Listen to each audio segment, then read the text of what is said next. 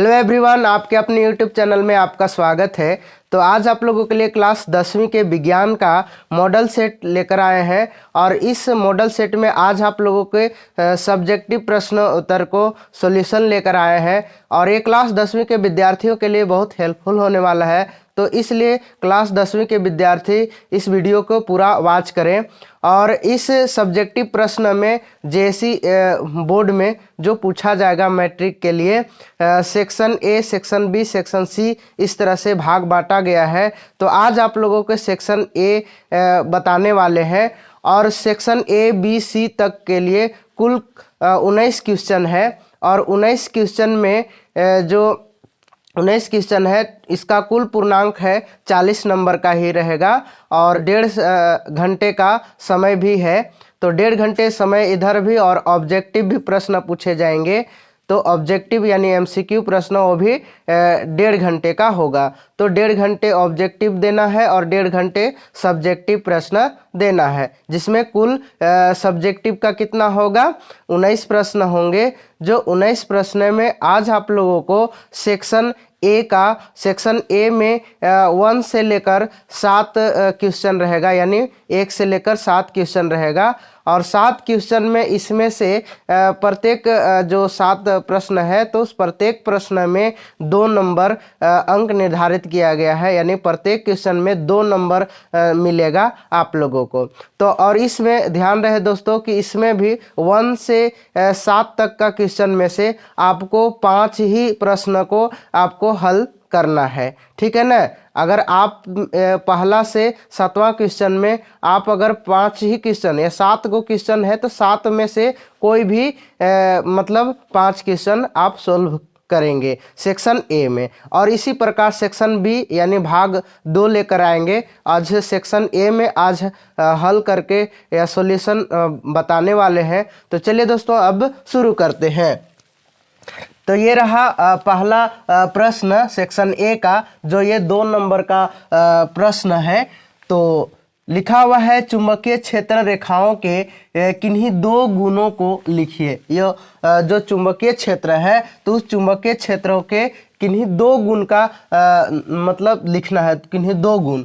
तो पहला का मतलब चुंबकीय क्षेत्र रेखाओं का आंसर यहाँ दिया गया है। पहला, ये ऐसी काल्पनिक रेखाएं होती है जो उत्तरी ध्रुव से निकलती है तथा दक्षिणी ध्रुव में प्रवेश करती है। मतलब उत्तरी ध्रुव से निकलेगा और दक्षिणी ध्रुव में प्रवेश यानी अंदर जाएगा, ठीक है ना।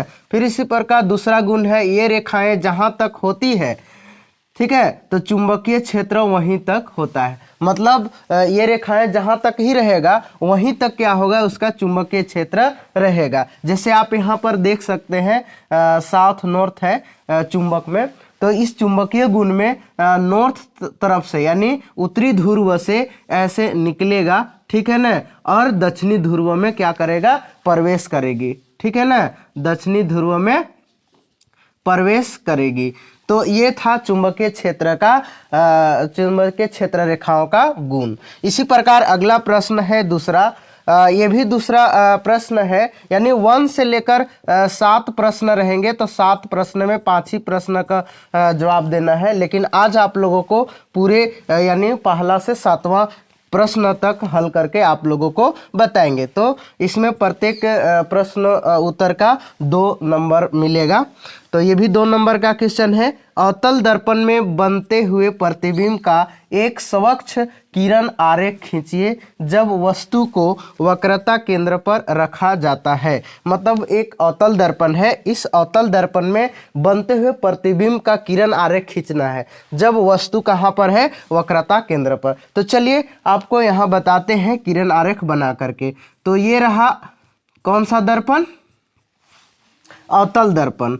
अवतल दर्पण को यहाँ पर इस तरह से परावर्तक सतह का नाम लिख सकते हैं Mn, ठीक है। और यहाँ पर अवतल दर्पण में एक अपने से काल्पनिक रेखा खींचिए, ठीक है। काल्पनिक रेखा यहाँ मान लीजिए वक्रता केंद्र है यानी C है, और इसी पर क्या करना है, मतलब वस्तु रखना है वक्रता केंद्र पर। तो अगर कोई वस्तु वक्रता केंद्र पर रहता है तो इसमें जब इसकी प्रकाश, वस्तु की प्रकाश मतलब जो ये काल्पनिक रेखा है, इस काल्पनिक रेखा के समांतर अगर अवतल दर्पण में जाती है तो वहाँ से टकरा करके फिर कहाँ से होकर गुजरेगी, मुख्य फोकस से। यानी ये जो मुख्य अक्ष है और यहाँ ध्रुव है एक काल्पनिक रेखा, उसे मुख्य अक्ष कहते हैं। तो ये मुख्य अक्ष को काटते हुए प्रवेश करेगी और कहाँ से होकर के, फोकस से, इस तरह से। और फिर क्या करेंगे, यहाँ से एक काल्पनिक रेखा खींचेंगे, यानी काल्पनिक रेखा मतलब ये वस्तु से प्रकाश जाएगी, तो ये फिर कहाँ से कटते हुए जाएगा, फोकस से ही होते। लेकिन यहाँ पर जब प्रतिबिंब जब बनाएंगे तो जब भी कोई वस्तु अगर वक्रता केंद्र पर रखते हैं या कहीं भी रखते हैं तो वो कहाँ से, फिर उसकी सिरा से वक्रता केंद्र से ही गुजारेंगे, ठीक है ना। तो इसकी सिरा से यहाँ से गुजारेंगे तो वक्रता केंद्र से ही गुजरेगा सी से, तो यहाँ से इसे इस तरह से बनेगा, ठीक है ना। देखिए तो यहाँ पर इसका प्रतिबिंब बनेगा, ठीक है ना, यानी वक्रता केंद्र, ठीक। यानी यहाँ पर वस्तु का नाम लिख दे रहे हैं ए बी और यहाँ पर लिखेंगे बी डैश ए डैश। तो अवतल दर्पण में बनते हुए प्रतिबिंब का एक स्वच्छ किरण आरेख में अगर कोई वस्तु को वक्रता केंद्र पर रखेंगे तो उसका प्रतिबिंब कहाँ पर बनेगा, वक्रता केंद्र पर ही बनेगा। तो इसी प्रकार अगला प्रश्न है तीसरा, उभयधर्मी ऑक्साइड किसे कहते हैं और उदाहरण दें। तो उभयधर्मी ऑक्साइड किसे कहते हैं और इसका उदाहरण बताना है।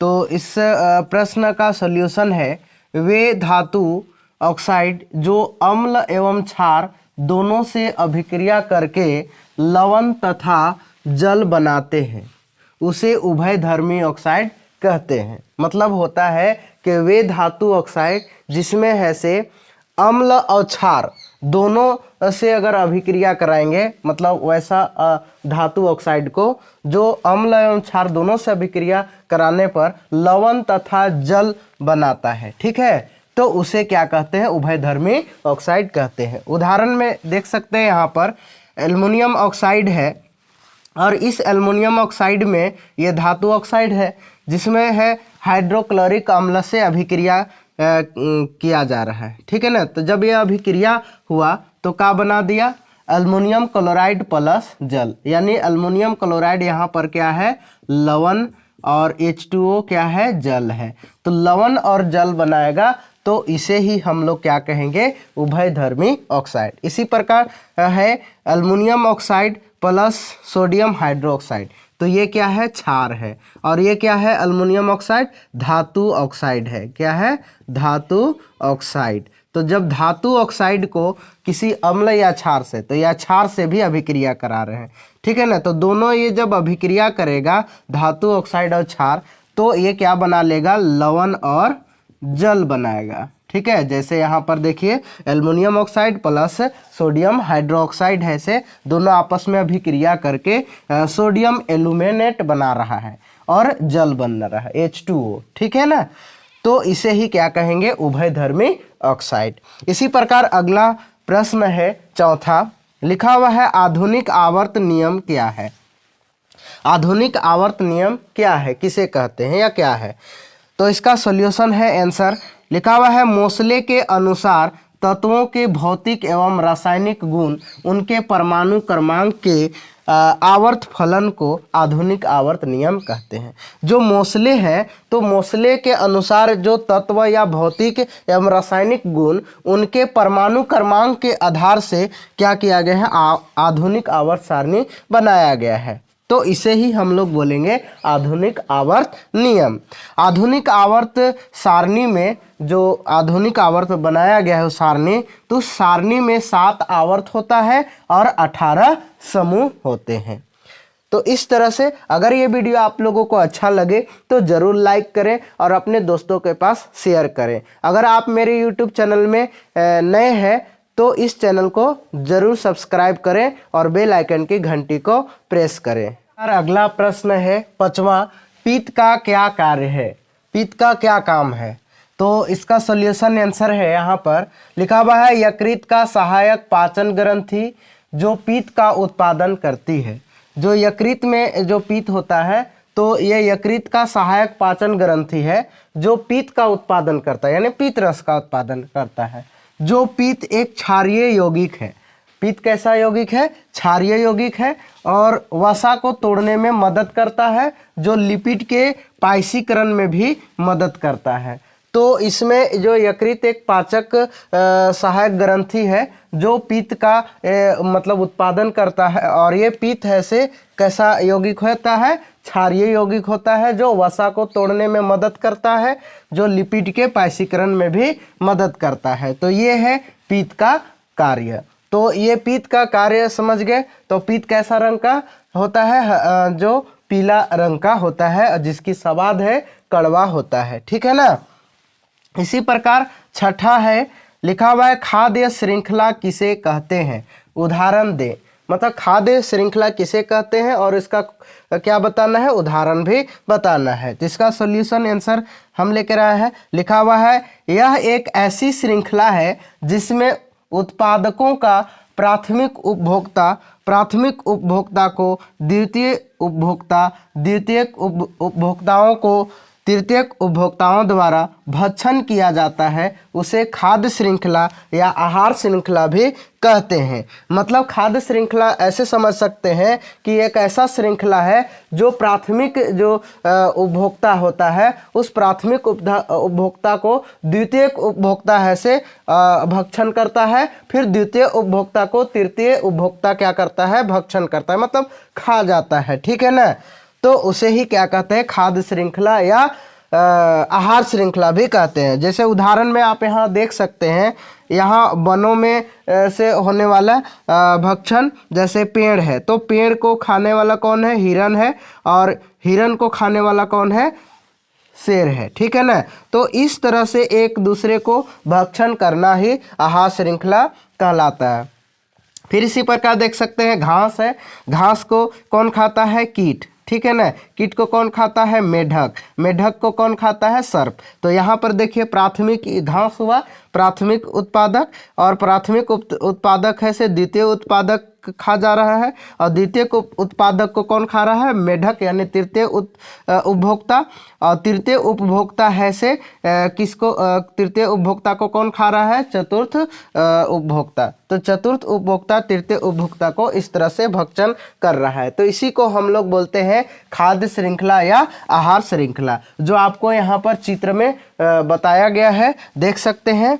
इसी प्रकार अगला प्रश्न है 7वां। लिखा हुआ है निम्नलिखित जीवों में होने वाले जनन की विधियों को लिखें। ठीक है ना। तो ये जो नीचे दिया गया है, ए नंबर में है हाइड्रा, बी राइजोपस। तो ये नीचे दिए गए ये सभी हाइड्रा राइजोपस का जनन की विधियां बताना है कि किस तरीके से है, किस विधि से है जनन प्रक्रिया करता है। तो हाइड्रा है से मुकुलन विधि से अपना जनन प्रक्रिया करता है, और राइजोपस है जो बीजाणु समासंघ के विधि से क्या करता है? जनन प्रक्रिया करता है। जो राइजोपस का आप लोगों को यहाँ पर चित्र में दिखाया गया है, जो बीजाणु समासंघ के माध्यम से ये जनन प्रक्रिया करता है, क्योंकि राइजोपस में ऊपर में क्या होता है? गोल गोल संरचनाएं होती है, और गोल गोल संरचनाएं में उस गोल में ही मतलब बीजाणु का गुच्छा होती है बीजाणु का। तो वही बीजाणु है फूट करके अलग अलग होकर बिखर करके, ठीक है ना, मतलब ये मतलब जनन प्रक्रिया करता है। तो इसी को हम लोग बोलते हैं बीजाणु समासंघ। अगर ये वीडियो आप लोगों को अच्छा लगे तो ज़रूर लाइक कीजिए और अपने दोस्तों के पास शेयर कीजिए। अगर आप मेरे यूट्यूब चैनल में नए हैं तो इस चैनल को ज़रूर सब्सक्राइब कीजिए और बेल आइकन की घंटी को प्रेस कीजिए, ताकि इसी तरह से आपको नए नए वीडियो मिलते रहे। फिर इसी तरह से आप लोगों को मॉडल सेट 1 का ही सेक्शन बी लेकर आएंगे, और इसी तरह से सेक्शन बी से फिर हल करेंगे सेक्शन बी का भी, इसके बाद सेक्शन सी का भी हल करके आप लोगों को बताएंगे। तो इसलिए आप लोग नए हैं तो ज़रूर से ज़रूर इस चैनल को सब्सक्राइब कर लीजिए, ताकि क्लास 10वीं के विद्यार्थियों के लिए बहुत हेल्पफुल होने वाला है। तो इसलिए आप लोग ज़रूर वॉच कीजिए। ठीक है, बस इतना ही। धन्यवाद।